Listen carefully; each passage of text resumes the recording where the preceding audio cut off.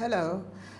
This presentation looks at conducting a critical literature review, and it explains how to conduct a critical literature review focusing on 6 aspects that form the key purposes of a literature review. The 6 aspects I will be addressing are the presentation of concepts and definitions related to your study, the elucidation of what is known and what is not known about the focus of your study, a presentation on the theoretical and conceptual frames for your study, the justification of the need for your study, the justification of the theoretical and conceptual and methodological choices for your study, and finally we'll look at the refinement of your research focus and/or your research purpose and research problem.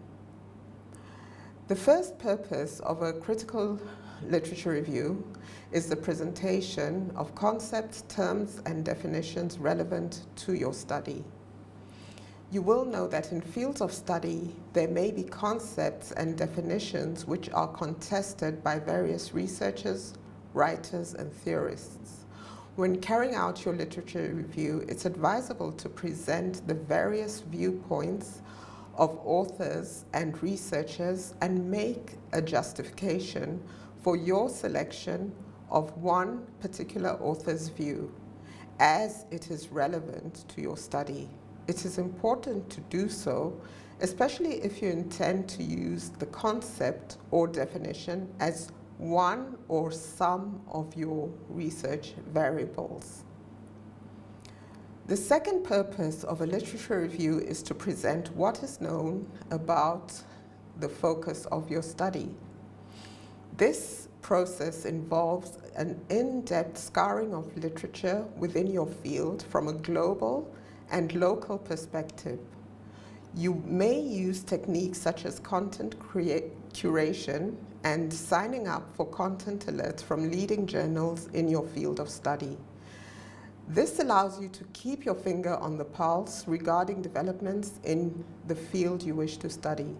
You may also seek out the help of a librarian if you are not familiar with accessing library databases and conducting searches using them. It is important for you to use referencing software at this point and in fact throughout your study from start to finish. The software makes it easier for you to manage the resources that you do find. The presentation of conceptual or theoretical frames for your study is another purpose of a literature review. In research disciplines, conceptual frames and theories have been developed over time to explain phenomena and provide guidance regarding best practice. When carrying out a literature review, you should be in a position to determine which frame will best suit your study as scaffolding. Aspects that you may use to consider which frame is applicable to you include the following. There could be a gap in existing literature that looks at a problem from one particular theoretical perspective. There is a demonstrable need for a new theoretical lens through which to study the phenomenon at hand. There is a need for multiple lenses through which to investigate the problem. Remember, as a researcher, it's your duty to make the argument, supported by literature, to demonstrate the need to use a particular frame to address your research problem. Another purpose for literature review is to justify the need for your study.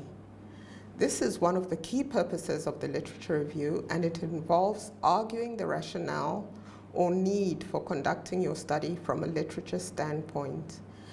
Any stated justification needs to be supported with a reason and with evidence. In this regard, the researcher needs to state a claim, give a reason, and provide evidence to support his or her assertion.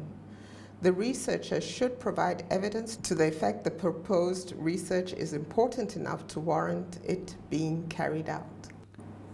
Another reason for carrying out a literature review is to justify the theoretical, conceptual, and methodological choices for your study. It is one of the key purposes for a literature review. As explained earlier in this resource, research needs to be grounded in a theoretical or conceptual frame. Throughout the years, models, frameworks, and theories have been developed to explain phenomena and provide guidelines in various disciplines. As a researcher, you should familiarize yourself with the models, frameworks, and theories relevant to the research that you intend to carry out. You should critically analyze the various frames and justify your reason for selecting one frame over others. When conducting a literature review, it is important to look at related literature conducted in your field of interest. Critically analyze the field in terms such as the predominant methodologies used, the predominant research settings, predominant theories, and any evidence of the literature being out of date or irrelevant at this point in time. The researcher can use the above to argue the need for the chosen methodology, the chosen research setting, and the theoretical and conceptual grounding. The final purpose that this slide will be talking about regarding a literature review is to refine and amend your research proposal. Typically, reviews of literature are iterative in nature. As you read and gain an understanding of the field of your research focus, you may realize a need to amend your research in areas such as the problem, the purpose, or the methodology. This may come about as a result of realizing that the problem you envisioned has been solved and needs to be looked at from a different frame or a different context. It is important to be flexible to these changes in order to make your research relevant and impactful. Do not approach your research study with a preconceived notion or aim in order to prove your subjective views. Keep an open mind and read widely and critically.